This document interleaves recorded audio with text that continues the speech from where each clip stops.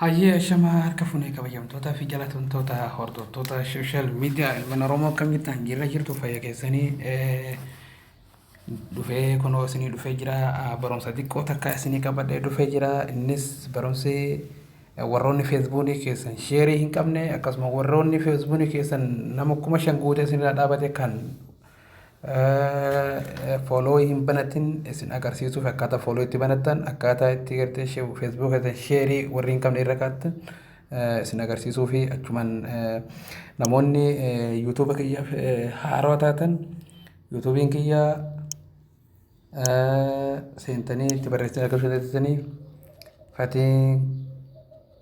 Kabalee jedha kunooti kana saarchi gootanii akkasumas saarchi gootanii kuno isinii bahaa kan profaala kee kan argattanii subscribe godhaa nu guddisaa nu kina dhaabbadhaa nu hundi keenya wal guddisuu qabna wal jajjabeessuu qabna kanaaf na kina dhaabbadhaa isiniin jedha tadabbulumma kanaaf asumaan gara barumsa kiyyaatti godhaa barumsa kiyyas Facebook keessanii seentanii yeroo Facebook keessa seentan haala kana isinii bahaa mallattoo gara harka mirgaa kana sadan kaanitu hidhanii yeroo isin hidhan akka isinii baay'ee yeroo looftanii settings brightness kan jedhaman hidhanii yeroo takkaaf kajalatti settings isinii beekana inni cuqaaftanii haala kana irra looftan isa kana jechuudha kana publish photos kan jedhaman seentanii isa kana jechuudha yeroo hidhan waan banadhee jiru following kee banaa waan jiruuf Facebook keessa kan turaan nama 5,000 guutee dhaabate